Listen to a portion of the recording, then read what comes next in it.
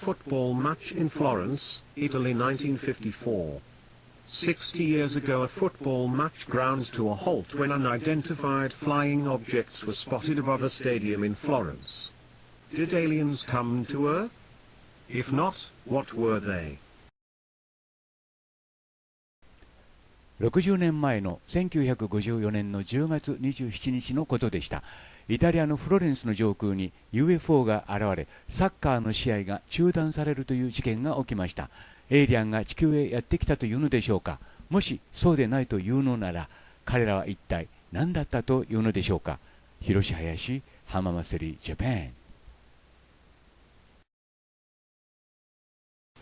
It was the 27th of October 1954, a typically crisp autumn day in Tuscany.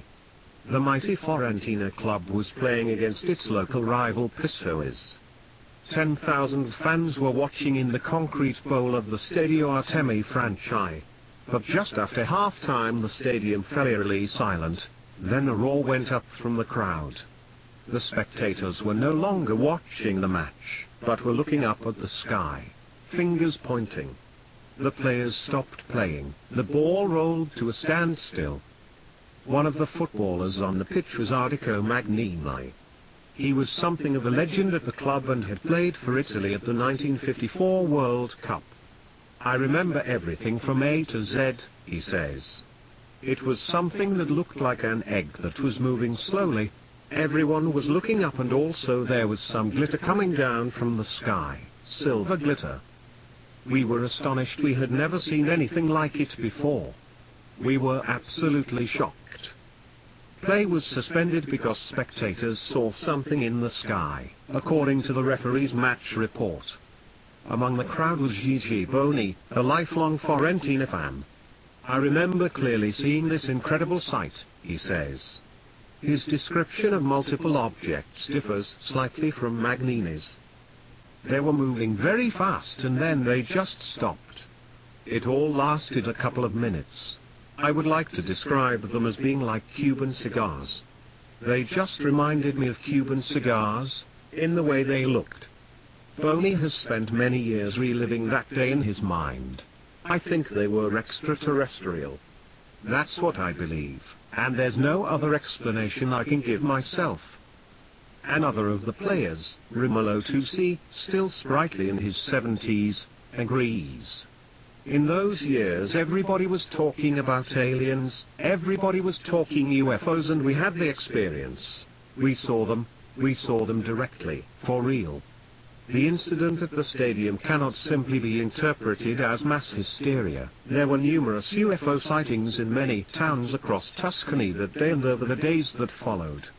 According to some eyewitness accounts, a ray of white light was seen in the sky coming from Prato, north of Florence. Another man who relishes the chance to speak about that day is Roberto Pinotti, the president of Italy's National UFO Center. He has written many books about UFOs, and his home in the center of Florence is stuffed full of alien memorabilia, posters of old Italian B-movies, framed newspaper articles and black and white photographs of blurry flying saucers. The players and the public were stunned seeing these objects above the stadium, Pinotti says. At the time the newspapers spoke of aliens from Mars.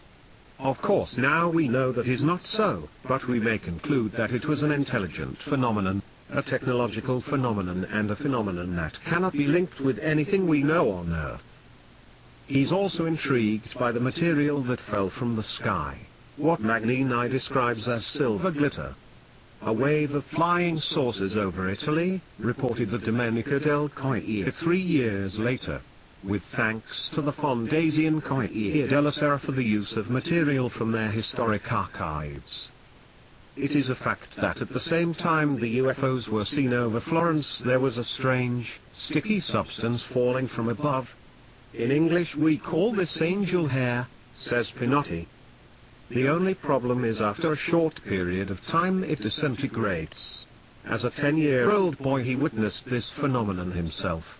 I remember, in broad daylight, seeing the roofs of the houses in Florence covered in this white substance for 1 hour and, like snow, it just evaporated. No one knows what this strange substance has to do with UFOs. Variously described by witnesses as similar to cotton wool or cobwebs, the substance was hard to collect because it disintegrated on contact, but some people were determined to find out what it was. One of them was a journalist at the Florentine newspaper La Nazione, the late Giorgio Bettini. In 2003 he told an Italian television program, Voyager, how on that day he received hundreds of phone calls about the sightings.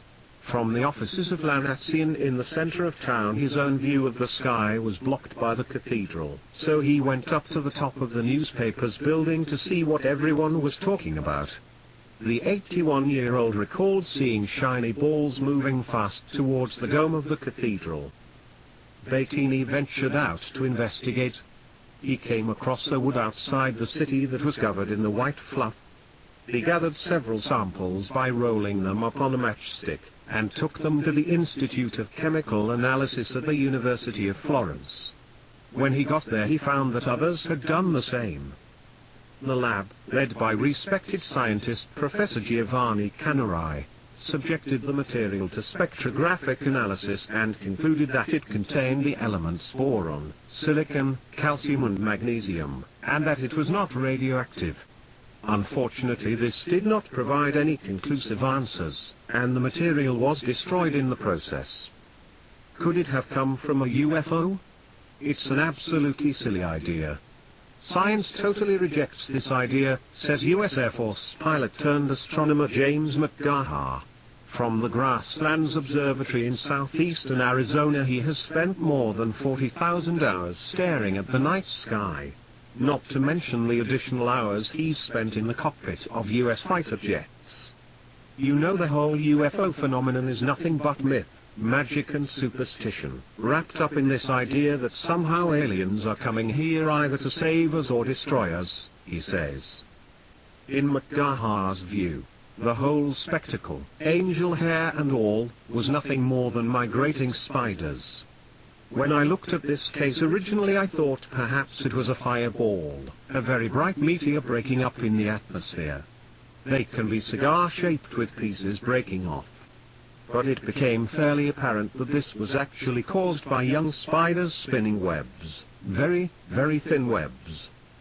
The spiders use these webs as sails and they link together and you get a big glob of this stuff in the sky and the spiders ride on this to move between locations. They just fly on the wind and these things have been recorded at 14,000 feet above the ground.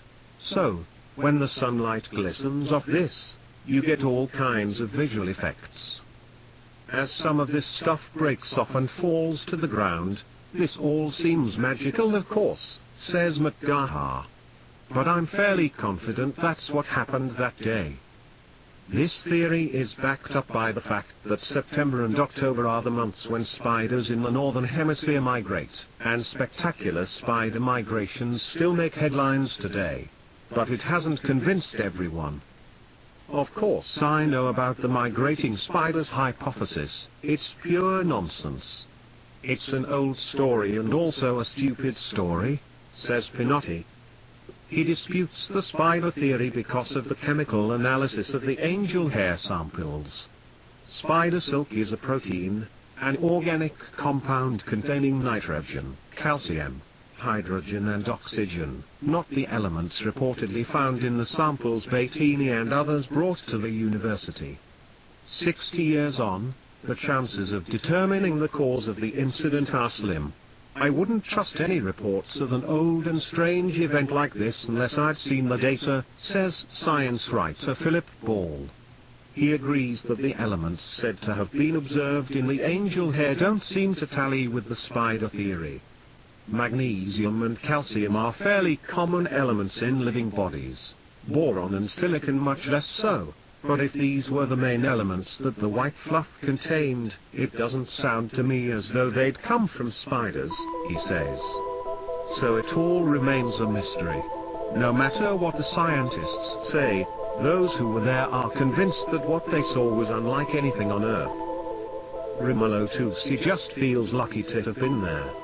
His eyes dance excitedly as he remembers that curious day. I was spellbound and I was also so happy.